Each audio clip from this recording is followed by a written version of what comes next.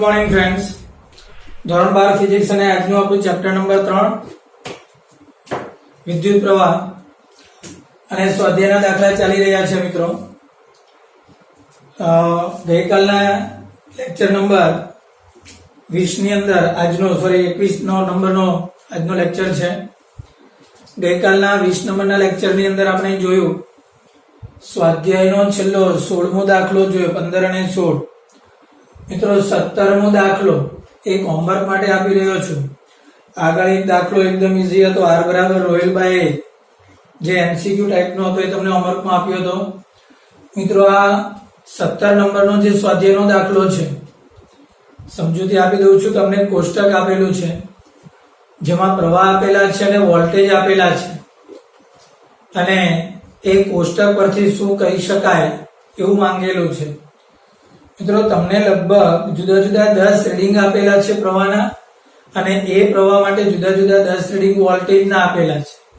તો તમારે બીજું કશું જ નથી કરવાનું. ઓહમના નિયમનું સૂત્ર લગાવો, અને એ સૂત્ર છે R બરાબર V/I.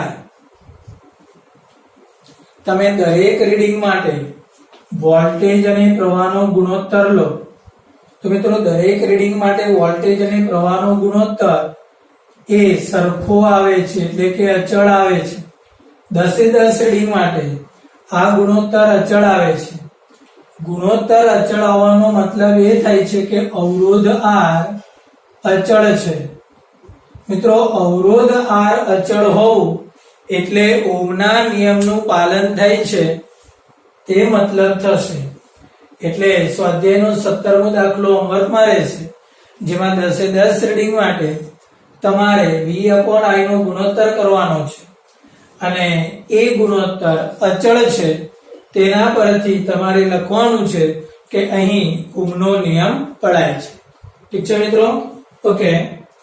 હવે ત્યાર પછી આપણો સ્વાધ્યાયનો દાખલો નંબર 20 આપણે શરૂ કરવા માટે જઈએ. ઓકે, તો સ્વાધ્યાયના દાખલા નંબર 20 માટેની રકમ આપણે વાંચી લઈએ અને પછી આગળ વધીએ. ઓકે, તો સ્વાધ્યાયનો દાખલો નંબર 20. મિત્રો અહીંયા ટોટલ એક દાખલાની અંદર 3 શોર્ટ દાખલાઓનું કોમ્બિનેશન કરેલું છે. સૌથી પહેલા આપણે રકમ A ને રીડ કરી લઈએ. એ દરેક R અવરોધના n અવરોધોને કેવી રીતે જોડશો કે જેથી તમને એક મહત્તમ અને 2 લઘુત્તમ અસરકારક અવરોધ મળે. મિત્રો એક અવરોધનું મૂલ્ય R છે, તેવા n અવરોધોને તમે એકવાર એવી રીતે જોડો કે જેથી મહત્તમ અવરોધ મળે, અને બીજી વાર એવી રીતે જોડો કે જેથી તમને લઘુત્તમ અવરોધ મળે. મહત્તમ અને લઘુત્તમ અવરોધનો ગુણોત્તર શોધવાનો છે. ચાલો બી પાર્ટની અંદર 1 ઓહ્મ, 2 ઓહ્મ અને 3 ઓહ્મ. ફરી પાછું 1 ઓહ્મ, 2 ઓહ્મ અને 3 ઓહ્મના અવરોધો આપેલા છે. તેનું સંયોજન એવી રીતે કરો કે જેથી સમતુલ્ય અવરોધ 1 11/3 મળે, 2 11/5 મળે, 3 6 ઓહ્મ મળે, અને 4 6/11 ઓહ્મ મળે. અને ત્રીજી, નીચે આપેલી આકૃતિમાં નેટવર્કનો સમતુલ્ય અવરોધ શોધો. 2 આકૃતિ આપણને આપેલી છે, અને આ બંને આકૃતિનો આપણે સમતુલ્ય અવરોધ શોધવાનો છે. Okay okay. તો મિત્રો આ દાખલો જોતા ઘણો લાંબો લાગે છે, પણ એવું કશું જ નથી. 3 નાના દાખલાઓનું કોમ્બિનેશન કરેલું છે. તો આપણે દાખલાના ટુકડા પાડી દઈએ. પહેલો A શું કહે છે આપણને કે સમાન મૂલ્યના, કે જેનું મૂલ્ય R છે, આવા n કોષોને એવી રીતે જોડો કે જેથી અવરોધ મહત્તમ મળે, અને આવા n કોષોને એવી રીતે જોડો કે જેથી અવરોધ ન્યૂનતમ મળે, અને આ મહત્તમ અને ન્યૂનતમ અવરોધનો ગુણોત્તર શોધવાનો છે. તો મિત્રો આપણે શ્રેણી અને સમાંતર અવરોધમાં જોઈ ચૂકેલા છે, અને ત્યાં આપણી પાસે ક્લિયર કટ સૂત્ર હતું કે જો તમારે મહત્તમ કરવો હોય તો શ્રેણીમાં જોડો એટલે NR થશે. R અવરોધ તેવા N અવરોધને શ્રેણીમાં જોડો એટલે NR થશે. આ જ રીતે R અવરોધ આવા દરેક N અવરોધને સમાંતરમાં જોડશો તો મિત્રો R મિનિમમ એ N માં ભાગનો મળશે. આપણી પાસે ક્લિયર કટ સૂત્ર હતું, શ્રેણીમાં જોડતા અવરોધ N ગણો થશે અને સમાંતરમાં જોડતા અવરોધ N માં ભાગનો થશે. ઓકે, તો R max એ NR થશે અને R minimum A R by N થશે. તો આપણી પાસે બંનેનો ગુણોત્તર માંગેલો છે, તો સિમ્પલ આપણે અહીંયા ગુણોત્તર કરીએ તો મિત્રો R max એટલે NR છેદમાં R minimum એટલે R by N છેદનો છેદ અંશમાં જશે અને આ R ઉડી જશે એટલે N²/1. એટલે મિત્રો આ બંનેનો ગુણોત્તર આપણને કેટલો મળશે? N²/1. બરાબર છે? ઓકે, સમાન મૂલ્યના N અવરોધને એવી રીતે જોડો કે જેથી અવરોધ મહત્તમ મળે અને એવી રીતે જોડો કે જેથી અવરોધ ન્યૂનતમ મળે અને તેનો ગુણોત્તર. તો પહેલા આપણે બધાને શ્રેણીમાં જોડ્યા અને ત્યાર પછી આપણે બધાને સમાંતરમાં જોડ્યા અને ત્યારબાદ બંનેનો આપણે ગુણોત્તર લીધો. તો ફાઇનલી મિત્રો આપણને ગુણોત્તર મળ્યો N²/1. ઓકે, ચાલો ત્યાર પછી આગળના દાખલા માટે જઈએ. જો કે દાખલો કન્ટિન્યુ છે પણ તેની અંદર બી પોર્શનમાં જઈએ. તો રકમમાં હમણાં આપણે જોયું 3 અવરોધ આપેલા છે, તેમાં કયા કયા? 1, 2 અને 3. આ 3 ને એવી રીતે જોડો. કેવી રીતે? એવી રીતે કે જેથી તેમના જોડાણનો પરિણામી અવરોધ 11/3 મળે, 11/5 મળે, 6 મળે અને 6/11 મળે. ફરી પાછું શું કરવાનું કહે છે? તમે જોડાણ એવી રીતે કરો કે જેથી ફાઇનલી જવાબ તમને 11/3 મળે, 11/5 મળે, 6 મળે અને 6/11 મળે. ચલો મિત્રો એક કામ કરીએ આપણે. 1 ઓહમ અને 2 ઓહમ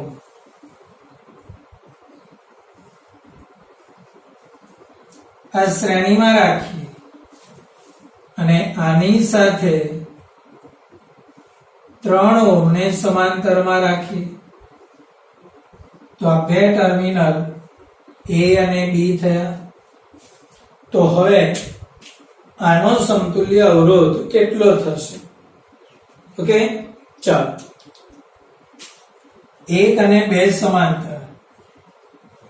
તો 1 અને 2 સમાંતરનો સમતુલ્ય કેટલો થશે?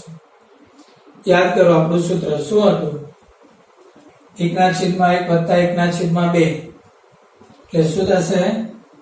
2 × 1/2 + 1.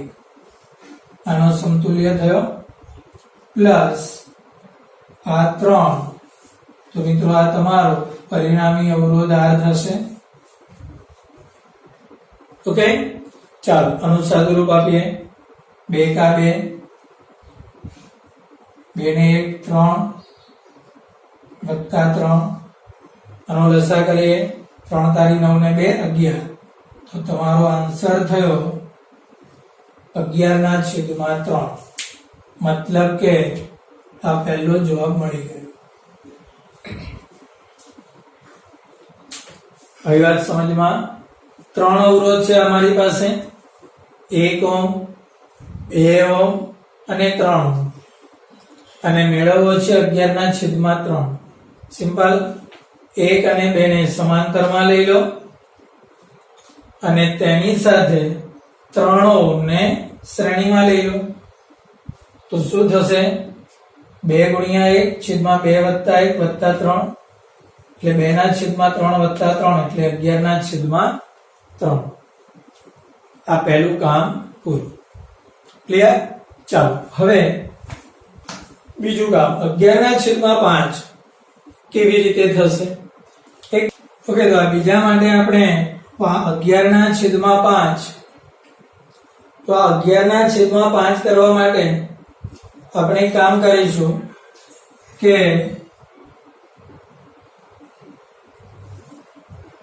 બેઓ અને આ ત્રણો સમાંતરમાં કરીએ અને એની સાથે 1 ઓહ્મ ને શ્રેણીમાં લઈ લઈએ. ઓકે તો 3 અને 2 સમાંતર થશે એટલે 2 ગુણ્યા 3 છેદમાં 2 વત્તા 3 અને આ વત્તા 1 થઈ જશે પરિણામી અવરોધ. ઓકે ચાલો તો અહીંયા આ 6 ના છેદમાં 5 વત્તા 1 એટલે ફાઇનલ તમારો આન્સર 11 ના છેદમાં 5 એટલે બીજો આન્સર બી આવી ગયો. બોલો ચાલો ત્યાર પછી આપણે આગળ વધીએ. એક કામ કરીએ 3 3 ને શ્રેણીમાં લઈ લઈએ. આ 1 ઓહ્મ આ 2 ઓહ્મ અને આ 3 ઓહ્મ.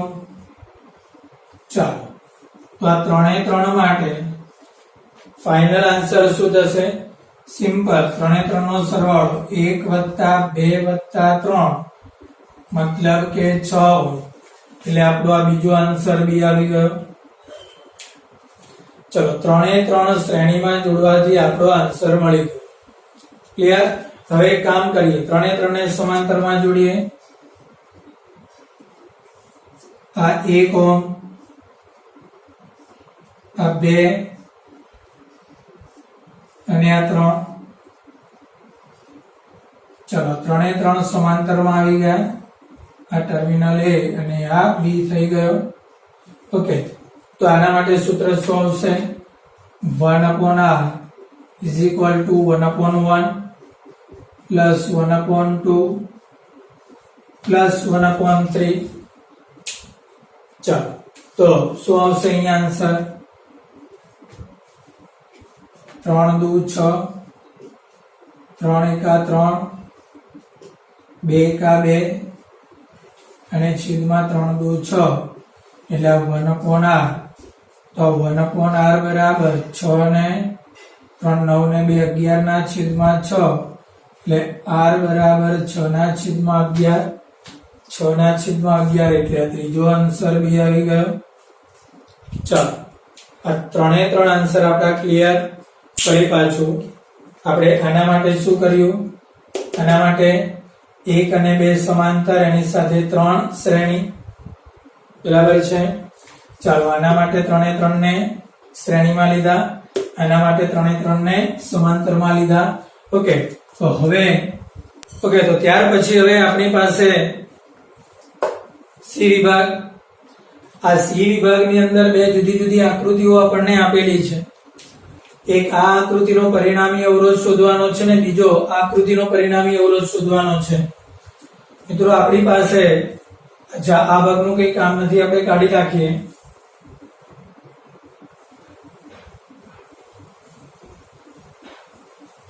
પહેલા એક કામ કરીએ તો જે પહેલી આકૃતિ છે એ આકૃતિનો પરિણામી અવરોધ તો આ 1 અને 1 શ્રેણીમાં થશે એટલે એનો સમતુલ્ય અવરોધ 2 થશે.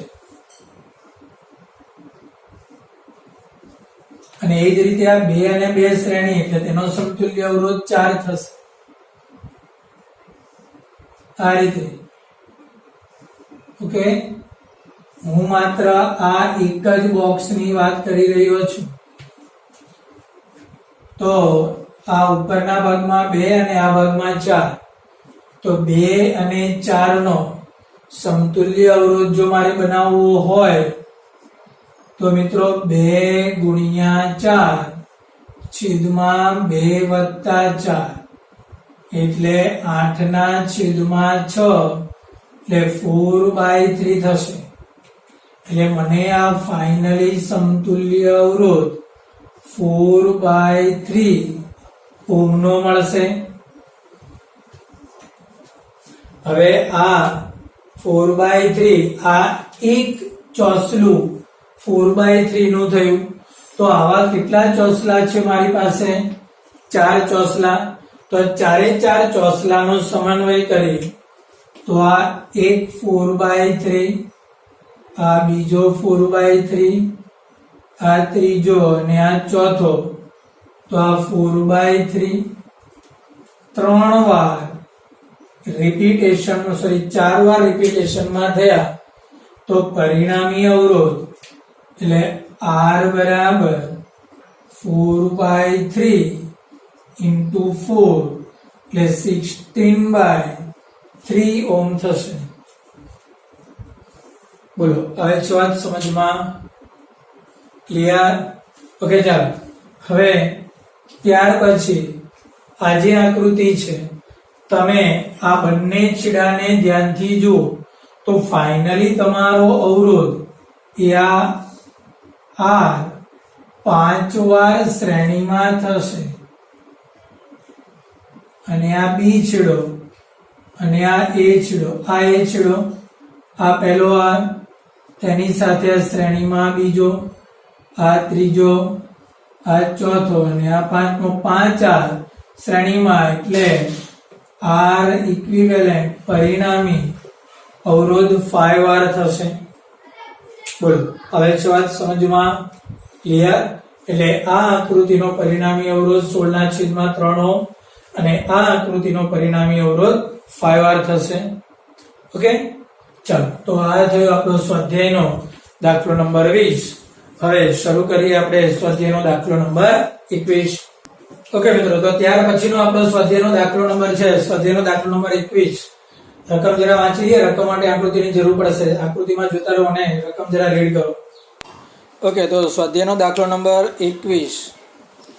આકૃતિમાં દર્શાવેલા એક અનંત પરિપથ વડે 12 વોલ્ટ અને 0.5 ઓહ્મનો આંતરિક અવરોધ ધરાવતા સપ્લાયમાંથી ખેંચાતો પ્રવાહ શોધો. દરેક અવરોધનું મૂલ્ય 1 ઓહ્મ છે. મિત્રો અહીંયા તમને એક અનંત નેટવર્ક આપેલું છે અને એ અનંત નેટવર્ક સાથે એક બેટરી જોડેલી છે જેનું મૂલ્ય તમને 12 વોલ્ટ અને 0.5 ઓહ્મનો આંતરિક અવરોધ આપ્યો છે. તો તેમાંથી વહેતો વિદ્યુત પ્રવાહ શોધવાનો છે. તો અહીંયા આ એક તમને નેટવર્ક આપેલું છે. મિત્રો આ નેટવર્કમાં તમે જોઈ શકો છો અહીંથી ત્રુટક રેખા છે. આનો મતલબ એ થશે કે આ નેટવર્કનો કોઈ અંત નથી એટલે આને અનંત નેટવર્ક કહેવાય. તો આવા અનંત નેટવર્કમાં બધા જ અવરોધનું મૂલ્ય 1 ઓહ્મ છે. બધાનું મૂલ્ય 1 ઓહ્મ છે અને આ બાજુના જે બે છેડાઓ છે A અને B, આ બે છેડા વચ્ચે એક બેટરી જોડવામાં આવે છે અને એ બેટરી એવી છે કે જેનું મૂલ્ય 12 વોલ્ટ અને તેનો આંતરિક અવરોધ 0.5 ઓહ્મ છે. તો આ નેટવર્ક માટે પરિપથમાંથી વહેતો પ્રવાહ શોધવાનો છે. ચલો મિત્રો એક કામ કરીએ. ધારો કે આ અનંત નેટવર્કનો પરિણામી અવરોધ x છે. અહીંયા લખીએ ધારો કે પરિણામી અવરોધ બરાબર x ઓહ્મ છે. તો મિત્રો એક કામ કરું કે આ નેટવર્કને જો અહીંથી કટ કરું, અહીંથી, અને એવું વિચારો કે આ A છેડો અહીંયા હોય અને આ B છેડો અહીંયા હોય, આ બધું જ નીકળી જાય. તો ધ્યાનથી વિચારો, એક ઇમેજિનેશન કરો કે આ A છેડો અહીંયા છે અને આ B છેડો અહીંયા છે. આ એક ના 3 નીકળી જાય તો તમે વિચારી શકો આટલું નીકળી જાય. અહીંથી આ બાજુનો ભાગ જોવાનો જ નથી. આ છેડો એ આવે છે ને આ છેડો બી આવે છે, તો બચેલા ભાગનો અવરોધ કેટલો આવશે? ઓબ્વિયસલી x ઓહ્મ જ આવશે, કોઈ ફરક નહીં આવે. હવે છે વાત સમજમાં? તો આપણી પાસે નવી આકૃતિ કંઈક આવી રીતે થશે. અહીંથી કટ કરીએ તો બાકીના ભાગનો અવરોધ x થયો. હવે છે વાત સમજમાં? તો અહીંયા શું બચ્યો? 1. અહીંયા શું બચ્યો? 1 ઓહ્મ. અહીંયા શું બચ્યો? ફરી પાછો 1 ઓહ્મ. બોલો, સમજમાં આવી વાત? અહીંથી નેટવર્કને કટ કર્યું તો બધાનો અવરોધ x બચ્યું. આ એક અને આ એક. તો મિત્રો હવે આ ભાગનો અવરોધ બી x જ આવવાનો છે. સમજમાં આવી વાત? ઓકે, આ ભાગનો અવરોધ બી x અને આ ભાગનો અવરોધ બી કેટલો? x. તો હવે મારી પાસે આ જે આકૃતિ છે એનો ફાઇનલી આન્સર મને કેટલો મળશે? x મળશે. તો જોઈ શકો છો આ બે સમાંતરમાં છે, તો આનું સાદુરૂપ શું થશે? x ગુણ્યા 1 છેદમાં x વત્તા 1, અને તેની સાથે આ બાજુ 1 છે, આ બાજુ પણ 1 છે, અને ફાઇનલી જે પરિણામી થયો એ આન્સર બી x જ આવશે. આ પદ સમજવું ખૂબ જરૂરી છે. હવે દાખલો એકદમ ઈઝી છે તમારા માટે.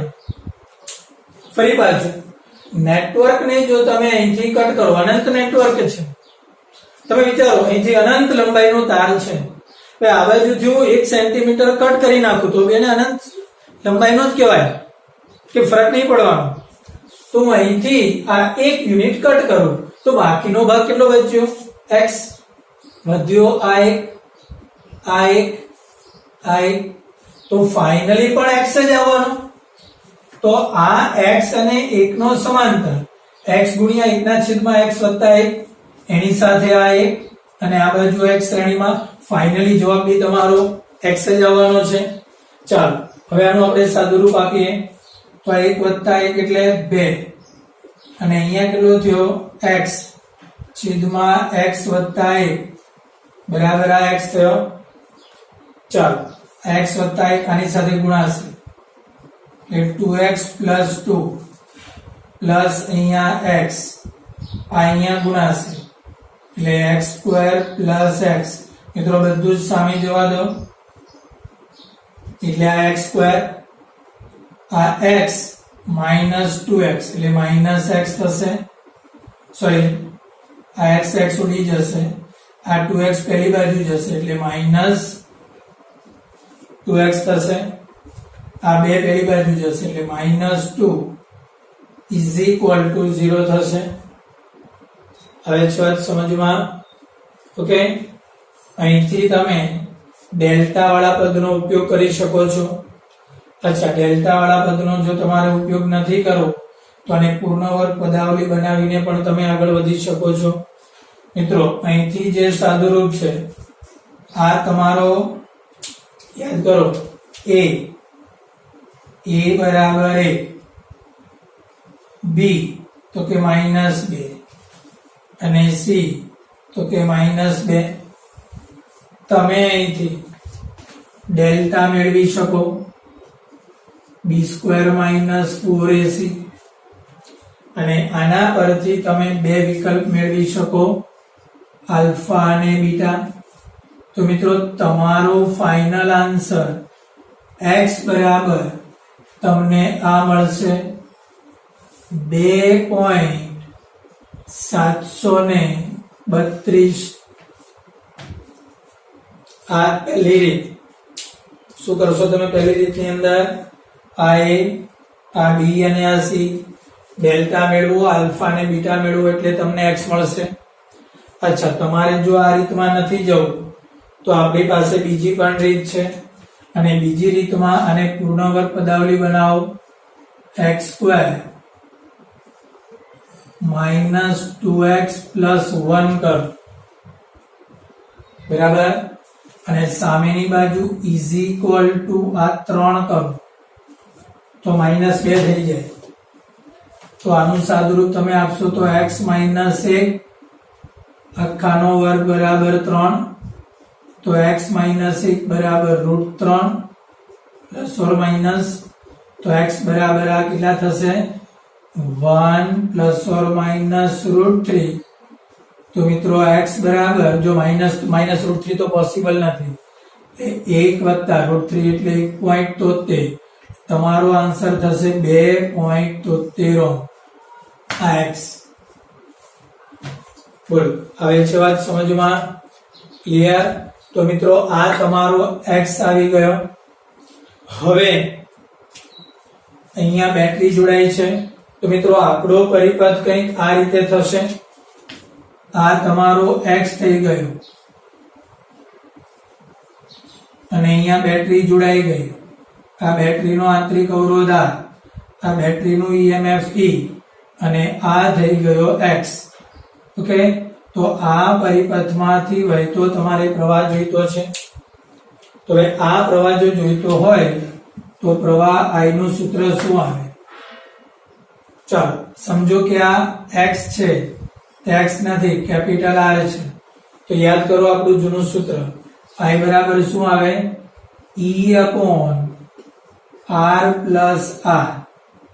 તો આ EMF E તમને કેટલો આપેલો છે 12 વોલ્ટ, અને આ R એટલે આપણો આ x એટલે કેટલો થશે 2.73 વત્તા સ્મોલ r તમને કેટલો આપેલો છે 0.5, મતલબ કે 12/, આ 0.73 વત્તા 5 એટલે 7 ને 5 12 એટલે આ થશે 3.23, એટલે 12/3.23 કરો એટલે તમારો આન્સર થશે 3.7 એમ્પિયર। આ તમને મળી ગયો નેટવર્ક માંથી પસાર થતો વિદ્યુત પ્રવાહ। બોલો આવે છે વાત સમજમાં? ક્લિયર? તો આ થયો આપણો સ્વાધ્યાયનો દાખલો નંબર 21। ઠીક છે, તો આજના લેક્ચર પૂરતું આટલું રાખીએ, નેક્સ્ટ લેક્ચર માટે ફરી પાછા મળીશું।